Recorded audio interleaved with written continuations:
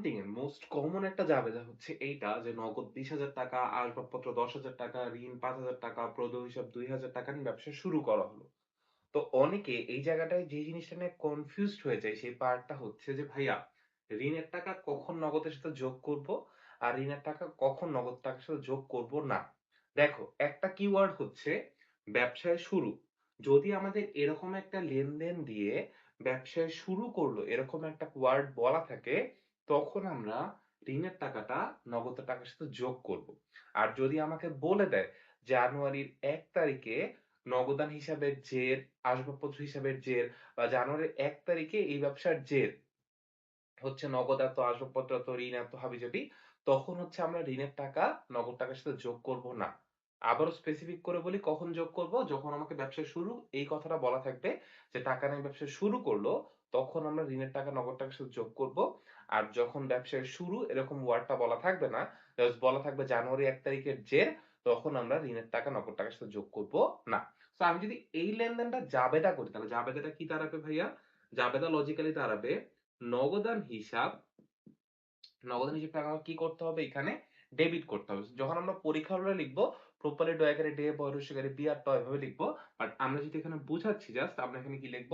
Debit. এটা বুঝানোর জন্য লিখলাম। টাকার পরিমাণ কত হবে যেহেতু ব্যবসা শুরু করার ওয়ার্ডটা বলা আছে। এই ৫,০০০ এই ২০,০০০ মিলার টোটাল কত টাকা হয় ভাইয়া? ২৫,০০০ টাকা হবে। 1 এরপরে আমাকে বলছে কি আসবাবপত্র। সো আসবাবপত্র লিখে ফেলি। আসবাবপত্র আমার কত হাজার টাকা? আসবাবপত্র হিসাব। এইটাও আমার যেহেতু সম্পদ কোন দিকে বসবে? ডেবিট দিকে বসবে। কত হাজার টাকা ভাইয়া? ১০,০০০ টাকা। লিখে ফেললাম ১০,০০০ টাকা। এরপরে আমার কি আছে? ঋণ আর প্রদেয়। সো এই ২ টা আমার জন্য দায়। সো আমি ঋণের টাকা কয় টাকা লিখব? সো ঋণ হিসাব ক্রেডিট। কয় টাকা বসবে ভাইয়া? ঋণ হিসাব যেহেতু দায় ক্রেডিট কয় টাকা বসবে? ৫,০০০ টাকা। সো বসাইলাম ৫,০০০ টাকা। তারপরে আমার প্রদেয় হিসাব আছে। সো প্রদেয় হিসাব ক্রেডিট। কয় টাকা বসবে ভাইয়া? এখানে ২,০০০ টাকা আছে। এরপর অনেক মোস্ট ইম্পোর্টেন্ট থিং আমার আরেকটা কে বসবে? যেহেতু আমার এটা মানে মূলধনের জাবেদা, সো এখানে আমার মূলধন হিসাব আসবে। নাও কামস আপ ভাইয়া মূলধন হিসেবে টাকার পরিমাণ কত হবে? সো এই জায়গাটা নিয়ে আমরা অনেকে কনফিউজড হই। জাস্ট যেটা করব সম্পদের টাকা দুটো যোগ করব। ২৫ আর ১০ কত হয়? ৩৫। এখান থেকে আমার দায়ের টাকার অ্যামাউন্টটা বাদ দিব। সো ৩৫ থেকে ৫ বাদ দিলে থাকে হচ্ছে ৩০, ৩০ থেকে ২ বাদ দিলে থাকে হচ্ছে ২৮,০০০ টাকা। সো আমার মূলধন পার্টে কত হাজার টাকা বসবে? বসবে হচ্ছে ২৮,০০০ টাকা। সো আমাকে যদি কোন একটা অঙ্কে প্রারম্ভিক মূলধনের পরিমাণ নির্ণয় করতে বলে, সেক্ষেত্রে আমার প্রারম্ভিক মূলধনের পরিমাণ কত হবে?